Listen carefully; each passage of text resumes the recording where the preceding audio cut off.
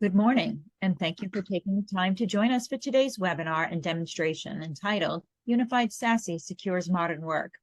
Leading today's session and demonstration is Jerry Wesley, Channel Systems Engineer of HPE Aruba's SASE Security Solutions team. We are also joined today by Mike DeVita, Vandis's Principal Mobility Architect, who will moderate questions. In March 2023, HPE announced the acquisition of Axis Security to expand its edge-to-cloud security capabilities by offering a unified, secure access service edge solution to meet the increasing demand for integrated networking and security solutions delivered as a service. With the increase in hybrid work and remote users, and as enterprises migrate more of their applications to the cloud, Axis Security's Security Services Edge platform helps address the need for improved application performance and increased network security. For those of you who are new to Vandis and Aruba have had a close working partnership for over 16 years, and we are a platinum level partner with one of the largest Aruba certified engineering teams in the Northeast. Our team also sits on the Aruba Advisory Council. We are excited to share this solution with you today. We're recording today's session and will make it available to you later today. Please feel free to submit your questions at any time in the Q&A tab.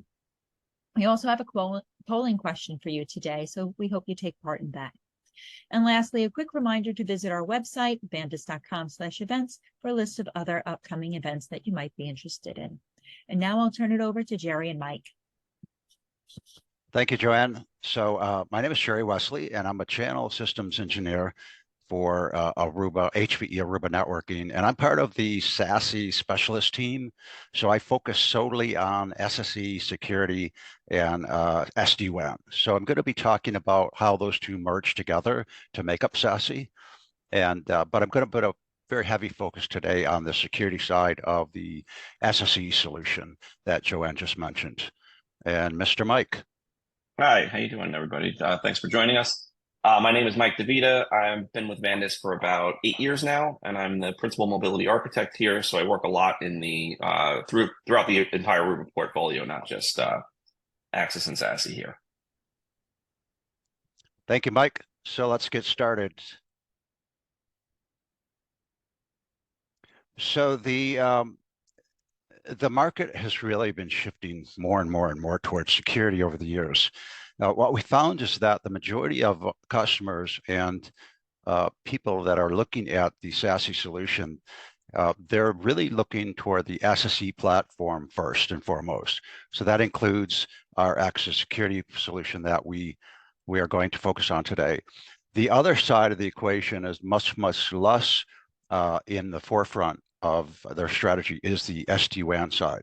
So we at Aruba have been extremely successful in our SD-WAN market. So we've already grown this market pretty nicely with our Edge Connect SD-WAN solution. So now with the acquisition of the Axis Security solution, we now have the ability to help our customers with that 67% of the interest side of things. So everybody wants to know, what is SASE, right? Some of you already know this, so I'm going to keep this very short and sweet. It's really two different things, right? It's the network side of security, including SD-WAN, optimization, bandwidth aggregation, network vendors, network as a service.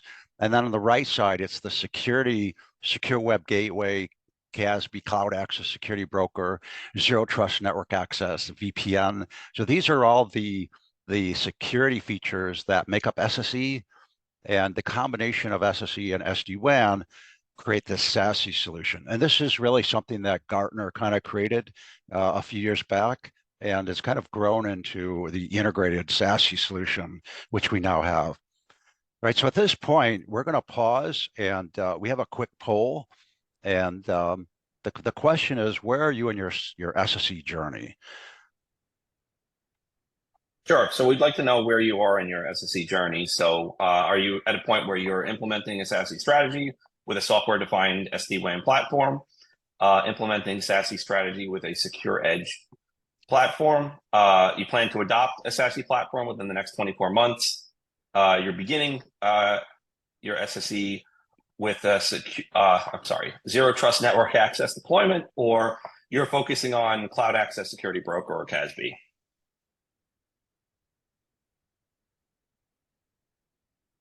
So we'll give it a quick minute for everybody to vote. And very interested in your responses. I'm guessing it's going to be about 67% SSE and 33% SD-WAN.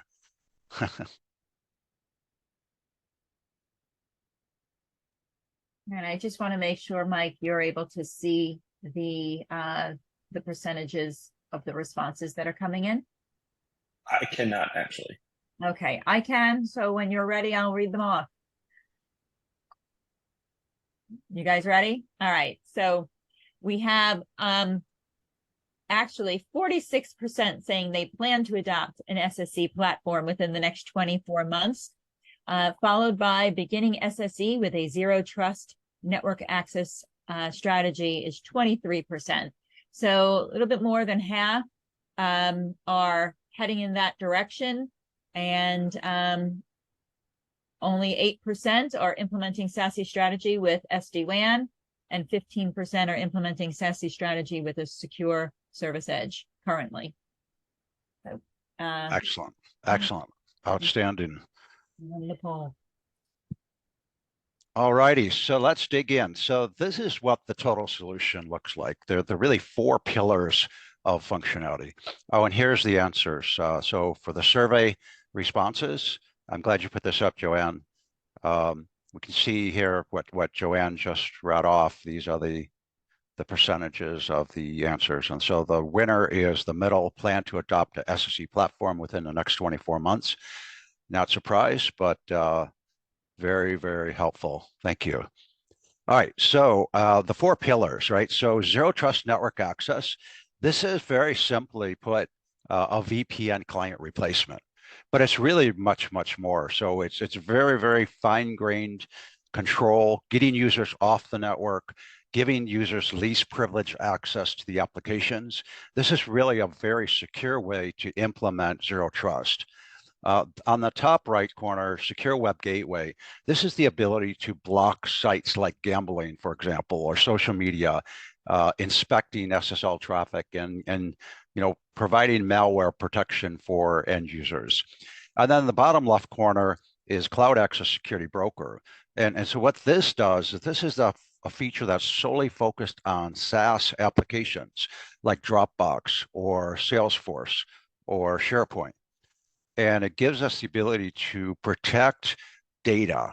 For example, blocking uploads and downloads to a Box site that is not owned by the corporation, right? So Box has different, there are different, owner levels, right? So you could own your own Dropbox or Box account, and your employer or your company could have a unique Dropbox. Maybe you want to allow uploads and downloads to your own, but nobody else's, right? So there's a lot of control there around SaaS applications. And then the 4th is this digital experience monitoring in the bottom right corner. And this is really important in as far as monitoring and understanding the applications that are going from the single end user up to the server, right? So that's all built in. So the beauty of this is it's very simple, right? It's a single management platform. If you look at some of the other players in this space, they can have up to 11 different management consoles, which really complicates the deployment of this type of solution. So what we've done is we've taken the opposite approach. It's developed cloud first. It runs on Kubernetes, so it's 100% flexible in which cloud you deploy it into, and it's solely integrated or built on top of a single management console. So what that gives us then is, because it's cloud native, it gives us the ability to deploy in Azure, AWS, Google Cloud, and Oracle. So no other vendor at the top tier of these categories has a full platform that spans across all the cloud providers, right? They're typically an appliance that gets deployed in a colo, or they're dedicated to using just AWS only. Right, so we've got this huge scale capability by deploying in all the 4 major cloud providers. right? So very, very simple, easy to use management interface, and it's very, very scalable, highly scalable. The other thing I'll point out at this point is we started our life in the zero trust network access space, right? So we're very, very advanced. We've got a lot of unique differentiators, which you're going to see as we move forward in this. We're also going to do a demo at the end. So you're actually going to get some hands-on time with it, and you'll be able to see how some of this works. And the other players really started in the other categories. So I think we have some very unique advantages in this zero trust network access space.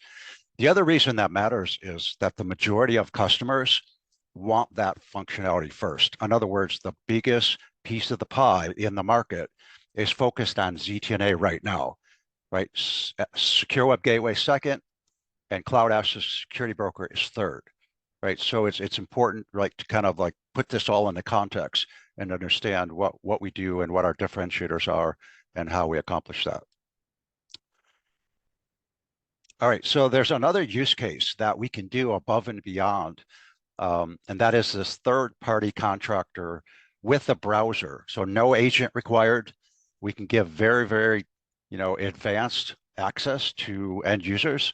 For example, let's say that I'm a contractor and I need to get access to some applications that are behind a firewall in a data center, right? So by deploying this connector in this data center, we can then give that contractor with a simple web browser access to remote desktop, SSH, web, GET, VNC, and DB. These 6 protocols are way, way more advanced than anything else you'll find in the market without an agent, right? So in many cases, you can do all these things with an old-fashioned legacy VPN client like a Pulse Secure or AnyConnect or Global Protect, right? We can do all of this without an agent. So it's really, really powerful. And what this does is it saves our customers money by getting rid of laptops for third-party contractors.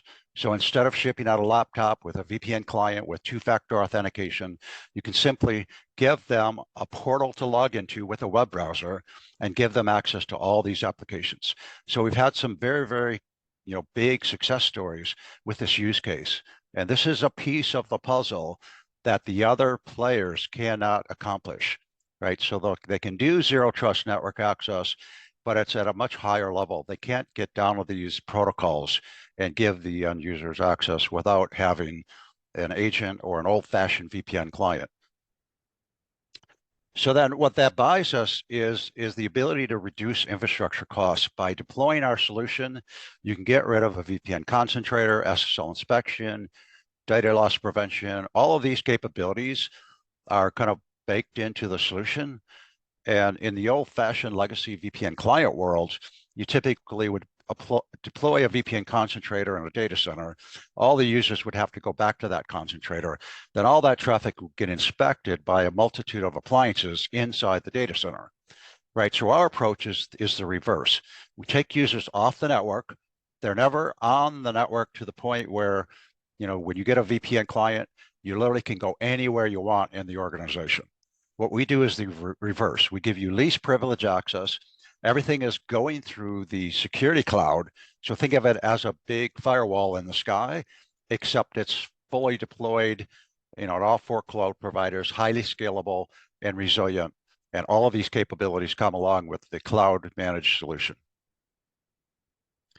So then when we put it side by side, right, the ZTNA 1.0 approach is the old way of doing zero trust.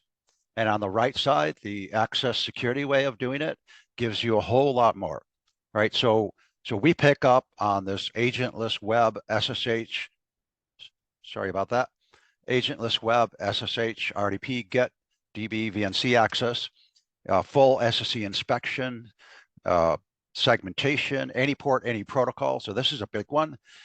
By doing any port, any protocol, that allows us to replace a number of products, as I just showed you earlier, right? So it's very, very powerful when you kind of stack up all the features and functionality that our access security solution provides versus all the other players out there.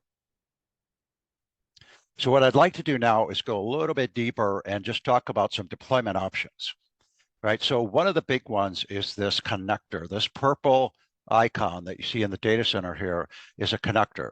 It can also be deployed in a public cloud, right? So by doing that, what happens is it builds a tunnel back to the access security node. And then when the agent or the user wants to get access, they essentially authenticate to the cloud using ping, Okta, two-factor, OAuth 2.0, whatever you have or need to deploy from a two-factor authentication. We can support pretty much all of them. And then the policy is continuously evaluated. Right, so there's 3 use cases here.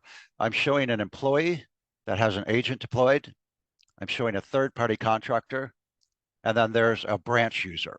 And that branch user is sitting behind a SD-WAN appliance.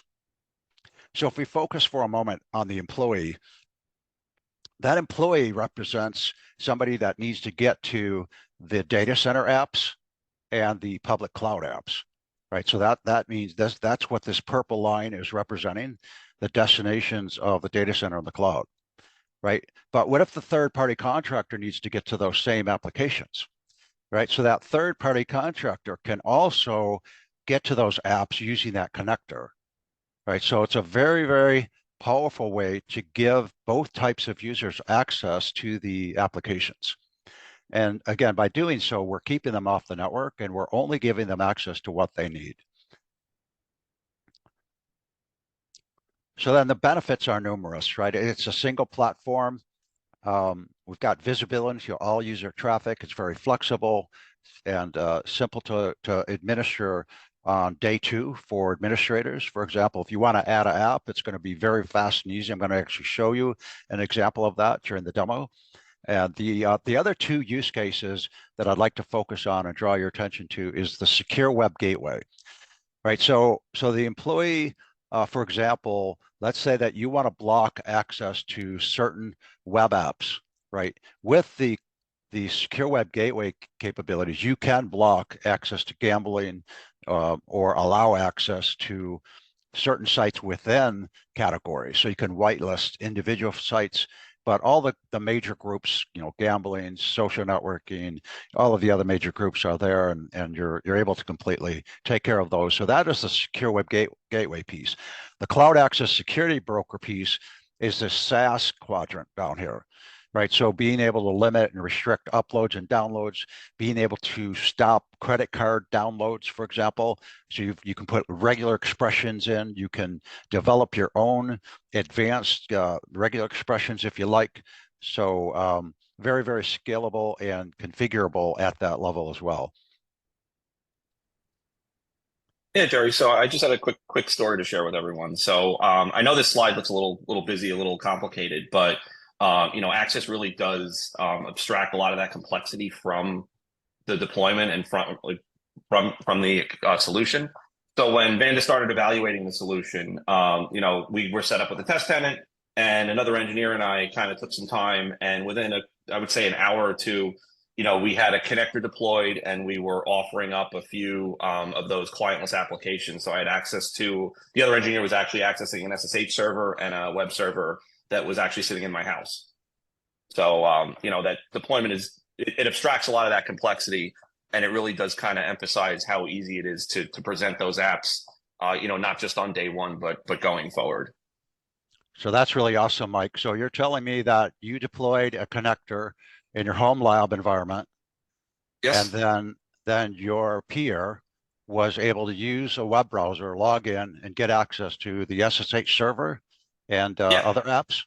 Yeah, and I even was able to, depending on the configuration, you're able to kind of hide those credentials as well. So I didn't even have to give him the creds to that SSH server. It just logged him right through once he was granted access to it.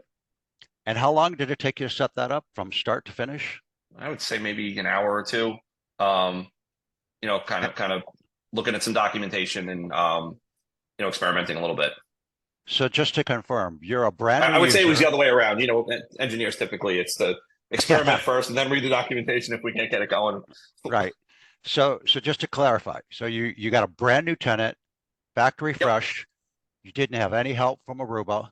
You and your peer literally set it up in about an hour and a half, 2 hours, had everything up and running for ZTNA access to your private lab, and you were good to go.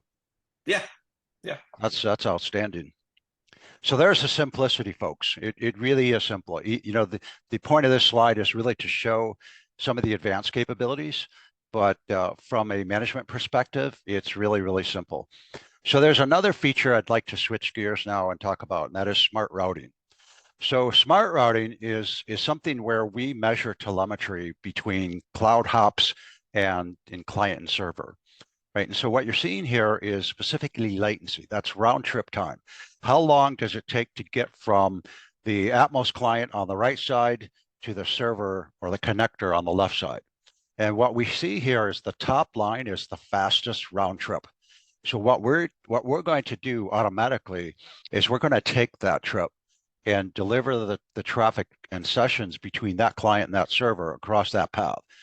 So this telemetry gives us the ability to really improve performance dramatically, especially if it's a long distance round trip, say country to country, for example, right? It really can make a huge difference, right? And because we've got all of these clouds that we're deployed in, we have a very, very high resiliency, better load balancing, and just simply put, smart routing, right? So we can automatically fail over. In this case, the second fastest path is going to be AWS.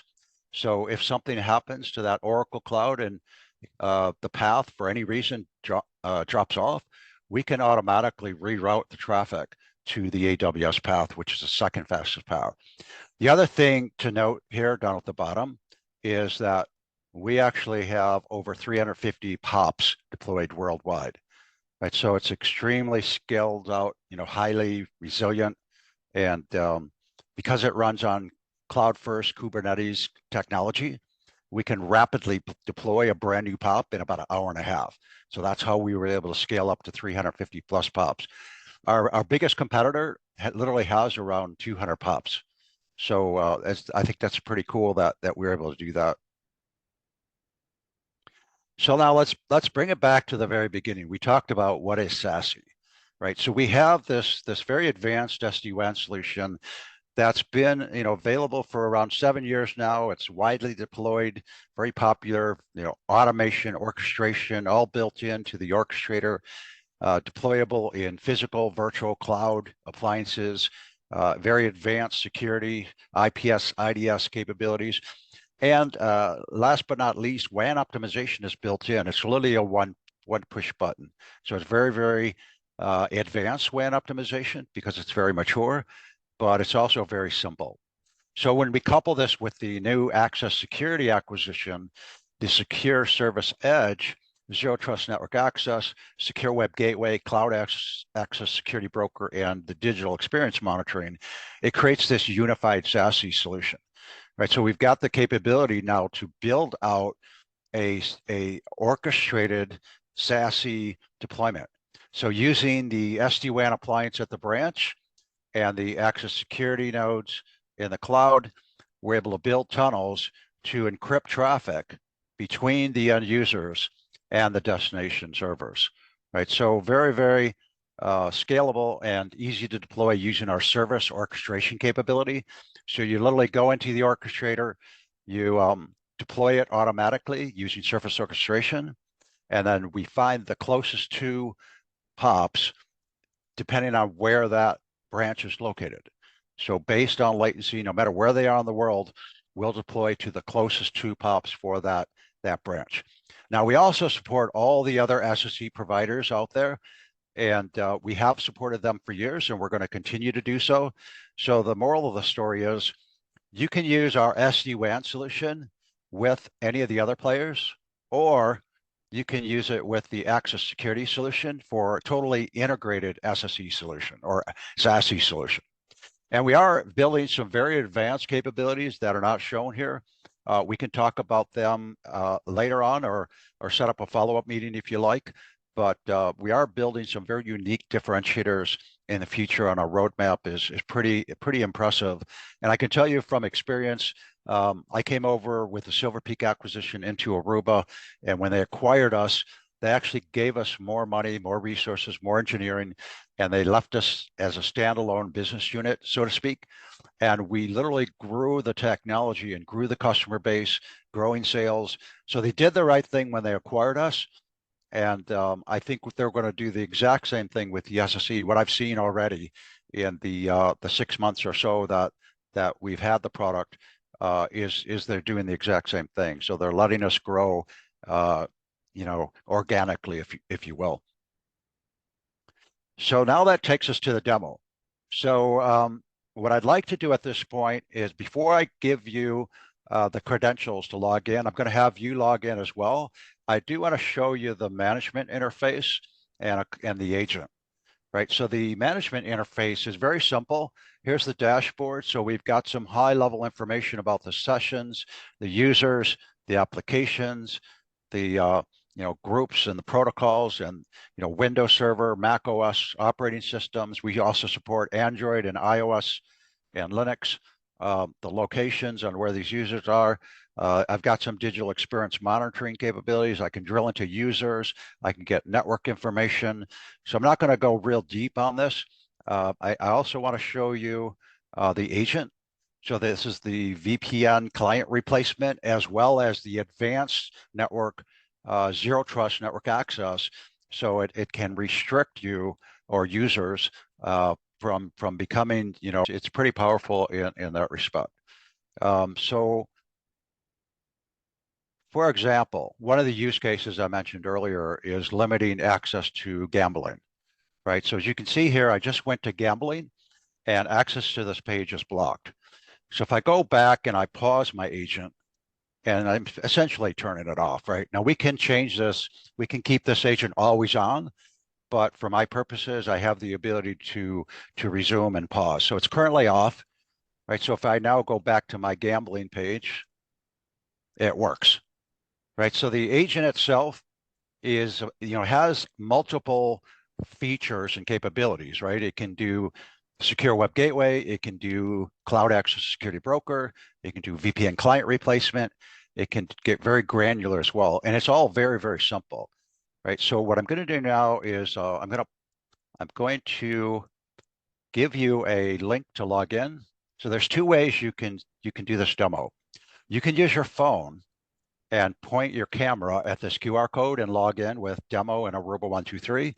Or if you look at your chat window right now, there's a link in there that you can click on and log in with your desktop. So it's up to you. We'll leave this up on screen just a couple minutes and give everybody a chance to get logged in, and then we'll go back to the demo. So Jerry, this demo, are we going to see that third-party contractor example? Yeah, great question, Mike. So the third-party contractor use case is where we're going to begin. So everybody that does the demo, pretend you're a third-party contractor and you need to get access to an SSH server.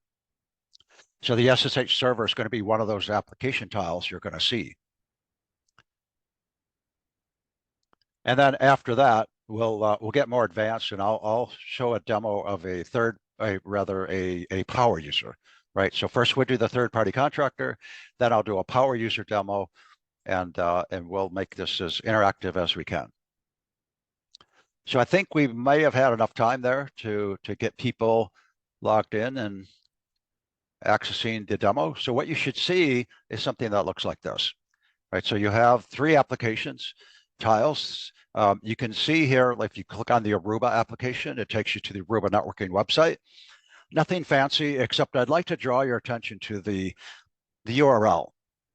So we're literally rewriting the URL, right? We're not going directly to arubanetworks.com. We're actually going through the Access Cloud first, and then to the Aruba Networks website. So we're proxying the web traffic. We're the man in the middle, so to speak, which gives us the ability to do full SSE inspection and look for bad traffic. So then if I go back to, let me try to remove my Zoom bar. Okay. Going back to the portal. The second one is test SSH server. So if you click on this, you'll notice there are two options. One is to open in a web browser, and the second is to use a desktop client. So again, this is agentless, right?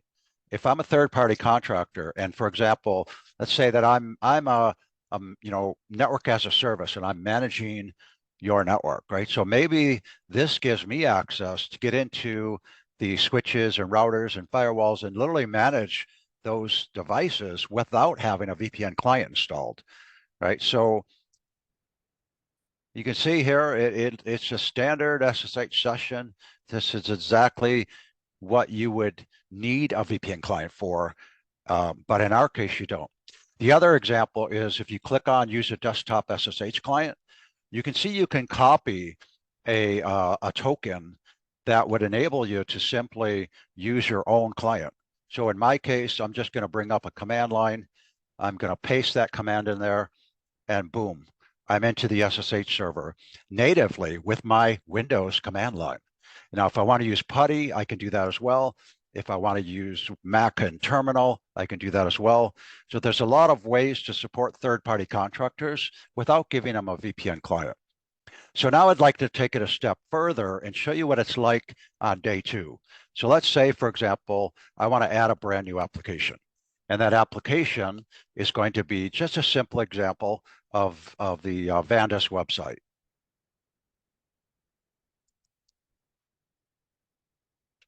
I have to type a little slower here. There we go. No, actually, it's Vandis. I'm typing too fast. Thank you very much. No. Okay. And so these are really pretty simple steps, right? You can see a couple things I did here is I put in the name of the app, the website. And by the way, this could have been behind a firewall, behind a connector, right? You can see here I'm using a public connector. So that's simply saying hop through the access cloud, right? Instead of go to the data center connector, the private one. So this is a public facing app, so I'm using a public connector. Then I'm going to use the defaults on this screen. I'm also going to use the access in identity provider. You just had a typo there too. Sorry. I'm sorry? The remote address. If you look, the name was at the top is an A. It's even E. Let me back up. Vandis, Went all the way to the top as well. vandis.com. Ah, excuse me. Too much coffee, too fast. Yep. There we go. Perfection. Okay. So single sign-in is the built-in IDP. Now this could have been Okta, it could have been Azure AD, it could have been Ping ID, right? So we can use your preferred identity provider. Now this is the most important part. So we're actually going to tag with the demo user. And this tag is a way to very simply and easily create new applications and give you access or a group of users access. So maybe it's an HR group, or maybe it's a IT administrators group. So I submitted that. Now all I need to do is apply that change. So if I peek back at my portal, I see 3 application tiles. But if I go back and apply this change, within seconds, you don't have to refresh your browser, by the way. Just look at it, and you're going to see the brand new Vandis tile pop up. And there it is. So that probably took around 5 seconds. And if you click on that, it'll take you right to the website. And that's how easy it is to deploy a brand new app.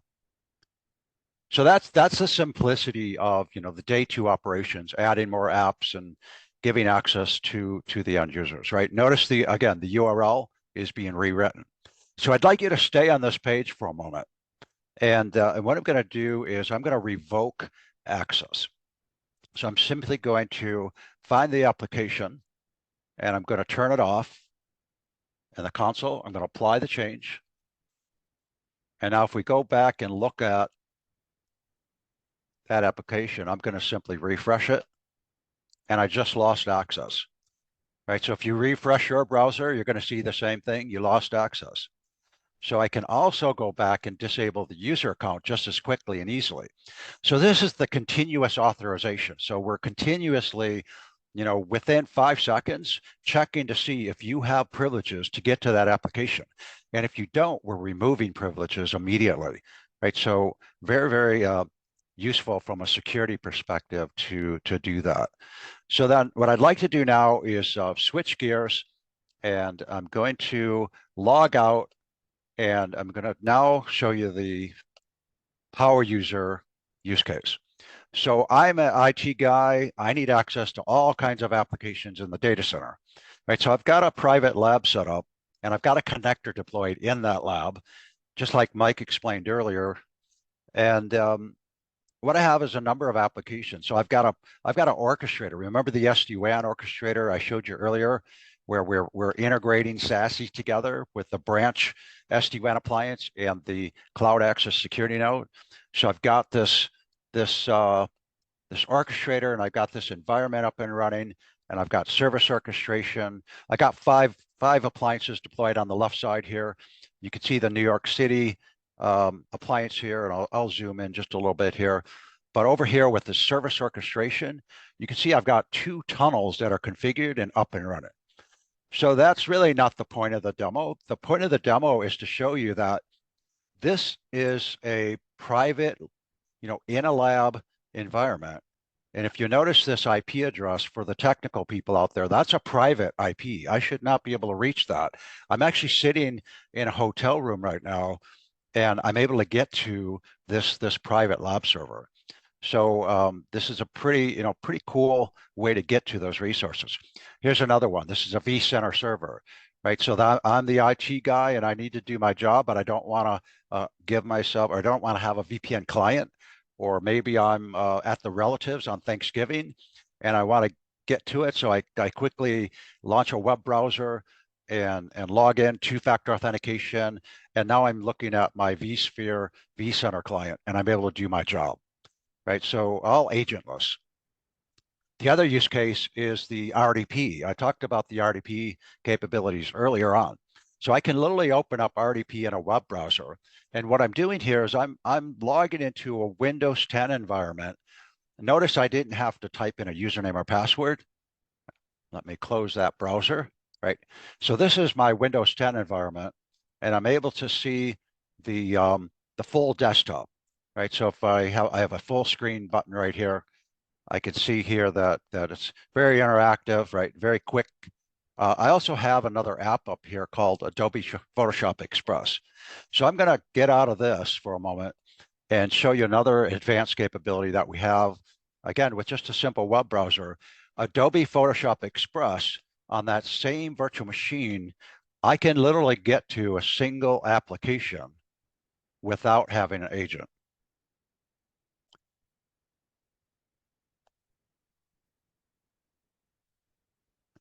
If I got my credentials right, I'm logging in, and here we go. So I'm now logged in to Adobe Photoshop Express.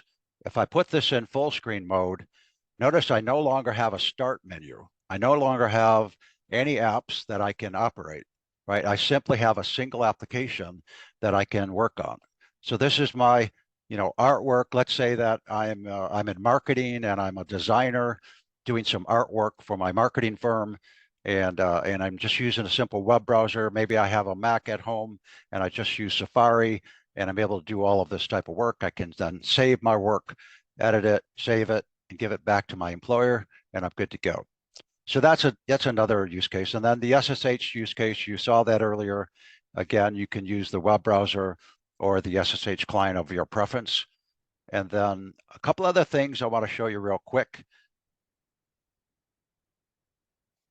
I'm just going to type in a simple command there. We can actually record keystrokes, right? So that from a security perspective, imagine being able to record the keystrokes of your third-party contractor as they're doing their job. So we'll come back and look at where that's recorded in a little bit. What I'd like to do now is bring my agent back, right? So remember, my agent was on pause. So I'm going to resume that agent. And now I am in Nashville, and I should not be able to get to these servers, right? Remember, I have this private lab server. This is on this private IP address. Well, I also have a link right here that takes me right to that private IP. So I'm logged into that same server. Notice the URL now, that's a private IP address. I should not be able to get to that in a hotel room without some special, VPN client. So that's what the VPN client is giving me access to directly. So I have a full range of IP addresses configured on the back end. So remember, any port, any protocol, that's what the agent buys us, right? So the very, very advanced employee type of use case, or power user use case, as I like to call it. So with that, I'd like to take you back to the higher level management console, back to the dashboard. So you can see here, I was logged into the SSH server, Photoshop Express, Windows 10, vCenter, right? We had a number of other people that were logged in earlier and accessing the other applications. Here's the Vandis app, right? There are 5 users accessing that. So that's pretty cool.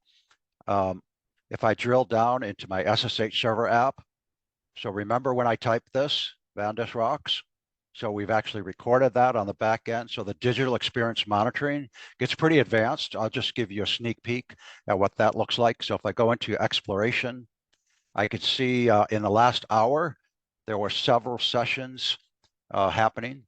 And so with the agent running, this is myself, and I'm on the desktop. This is my desktop name, and success here, web traffic, right? So all of the SASE integration I talked about earlier, that's all recorded. We have all the details of the sessions for all of that. So, lots of capabilities from a digital experience monitoring capability as well. So that pretty much wraps up my demo. And I guess at this point, Joanne and Mike, should we open it up for questions? I'm not sure we have that capability in the webinar here. Jerry, we currently don't have any questions in the Q&A panel. Okay.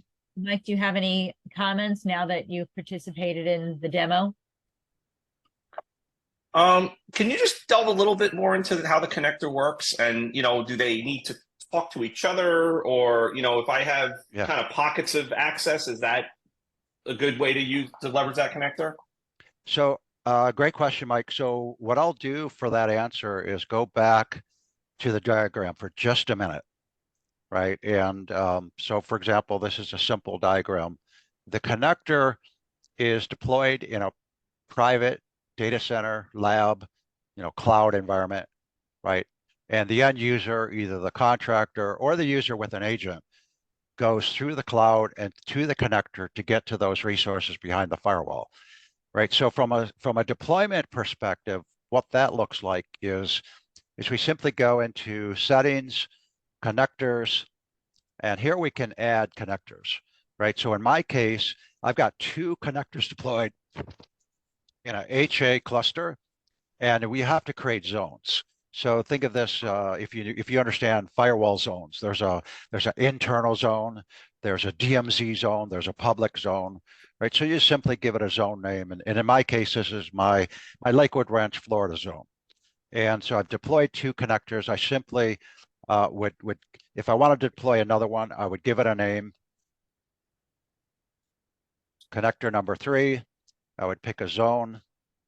I would then download the OVA. So you simply download this OVA and install it on an ESX host. And you would then click on next. And you would then take this little snippet of code right here, and you would log into the connector and deploy it. This is the Kubernetes container, right? So what this does is it builds up the Kubernetes components that we use for all of our security software and installs it on that Linux VM. The connector is essentially just a Linux VM. So you can also use your own flavor of Linux if you like. So once that connector is deployed, it reaches back out, it phones home, and it reaches back out to the security cloud, and it goes through a couple of steps in status here, and eventually it'll turn green and become available, right? So that's essentially how we deploy connectors. Then when we set up application rules and or applications, we then start to use those connectors. For example, in my lab, you want to go back to the advanced use case of giving a user access to a full IP address range. This could have been a data center range, or it could have been just a server farm. Maybe you only want to give access to 3 servers, right? So you can add more ranges, you can create different rules, but this particular application setting, if you will, is all I needed to do or configure to get access to my lab, my private lab. And then last but not least, it's very important to understand that the rules, the way the policies are defined, are all in one place. So when you're dealing with setting up secure web gateway, you might do that in a rule that looks like this, right? When you're doing cloud access security broker, the rule would look like this. If you're doing zero trust network access, the rule looks like this. So notice I had 3 categories, 3 very advanced and distinct categories of security, all in a single management console. That's what I was trying to say in the very beginning. The simplicity is what makes us stand out and stand apart from all the others. The others are very complicated when it comes to day 2 management and especially troubleshooting, right? So you can do all of these things in a single interface, plus you can troubleshoot in a single interface, which makes it very powerful.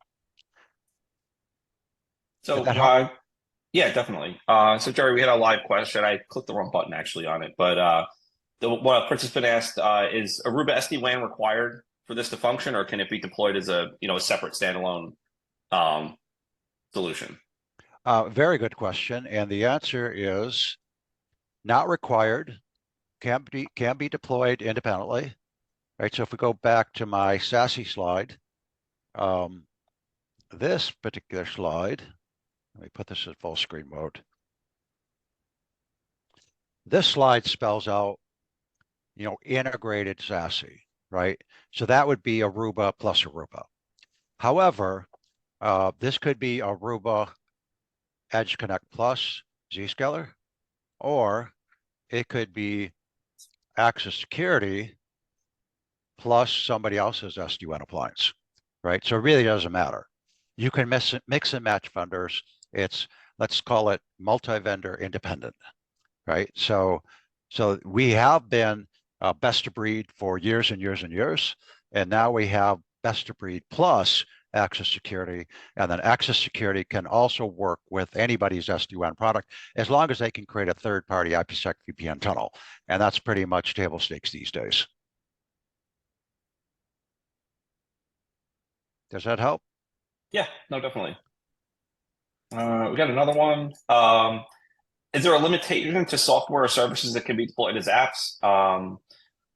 We have many vendors who use special software to access devices. How do licensing implications come into play with this setup? So if I understand the question, I'll answer the last half. The way it's licensed is by user ID, not by device, right? So if you have 100 users, that's 100 licenses, and those 100 users can run it on their phone, their desktop, their laptop, their iPad, their iMac, what have you, right? So very simple licensing. Did I understand the question correctly, Mike? I think so. And if we didn't answer the question, the person who asked it can reach out directly. We can answer it more specifically. I mean, there is a limitation, right, in the clientless apps. So there are those. I forgot the exact number, but it's like 7 or 8, right? Clientless apps? No, I don't think there's a limitation. I mean, there's probably some. Well, no, like the clientless protocols, right? Like RDP, oh yeah, SSH. Yeah. So to go clientless, there are certain protocols and applications that are supported. But I mean, effectively, you can do anything, like you said, the any port, any protocol. Right. And I see another question. How does the service differ from other vendors offering reverse proxy services? So reverse proxy has been around for a long, long, long time, right? So proxy service for web traffic, very, very old and mature technology. Where we go above and beyond is with very granular access control, keeping users off the network, doing it without an agent, right? So if the 6 protocols we talked about, the simplicity, the integration, Okta, Ping ID, the multiple cloud providers, 350 plops deployed around the globe, very, very secure. IPsec using WireGuard. Another thing we do is use WireGuard. So WireGuard is, if you're not familiar with it, a very, very advanced VPN technology. It's pretty widely used as well. But the beauty of WireGuard is it's super secure, super fast.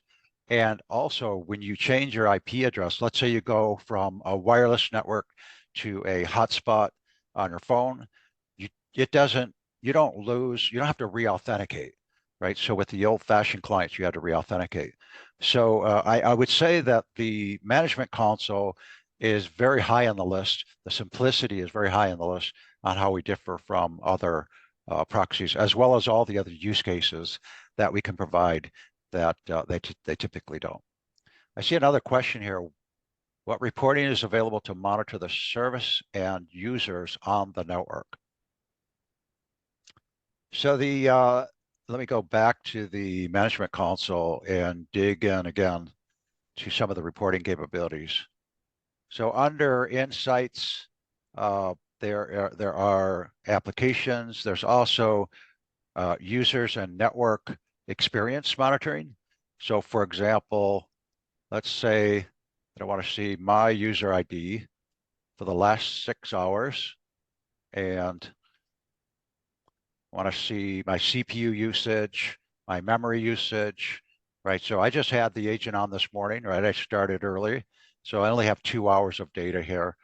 But what's really interesting is the network piece. So in the last hour, I had a couple sessions here. So going from my Service Pro 9, going through the AWS POP in Ashburn, Virginia, through my connector in Florida to my destination in my private lab. What you'll notice here is the telemetry data. So 14 milliseconds, 21 milliseconds, and it's literally 0 milliseconds because the connector's on the same subnet as my private lab environment. So those are some of the digital experience monitoring features that are available from the user and the network. And we're adding a lot more. So there's a very, very healthy roadmap. We put out features every month and extremely detailed roadmap. Aruba is investing heavily in this product. We also hired 60 salespeople for this product. So that says a lot about what the company is putting behind this product from a go-to-market perspective. So if that didn't answer the question, please feel free to ask more or reiterate. All right. I think we have cleared the questions from the Q&A panel. And I think that wraps it up. So this was fantastic, Jerry. And Mike and I would really like to thank you for your presentation of HPE Aruba Networking SASE solution and the very comprehensive demo that you gave today of the Access Security platform. We'd also like to thank all of those who joined today's session for interacting in the demo and, of course, for your questions. Thank you so much. We invite you to join our next workshop on Aruba Edge Connect SD-WAN and SSE on November 15th. You can visit vandis.com/events to find that event and other events that you might be interested in. If you do have additional questions or would like to set up an additional demo for your team directly, please reach out to us at info@vandis.com. You can also reach out to me directly. And we just want to say thank you again. Oh, hold on. Do we have one more question? I think you're going to answer it directly, Mike. Oh yeah, I was just going to type it, but I mean, to answer the question, no, the connector doesn't need to. You don't need a connector for every subnet. The connector would effectively just need, reachability to the resource that you're providing access to. Right, Jerry? Yeah, that's correct. So once the connector is deployed behind the firewall, it has a default gateway. Then the routing that happens inside the private network is based on the internal routers that you've already set up. So it's super simple to set up. And by the way, you could also firewall it if you really wanted to. Yeah. But what's nice is you can deploy multiple connectors, and that's where like the zones come into play, where you could you could have a remote office that has no access to your corporate office, and you can grant access to those internal resources there by deploying a connector locally at that site. That's right. All right. Well, And that I think if you've answered that question, that brings us to the close. And the only thing I was sharing was that if anyone had additional questions that we didn't get to today, you can please reach out to info@vandis.com. I've added it to the chat window just in case. And thank you again, everyone. Have a wonderful rest of your day. thanks, everybody.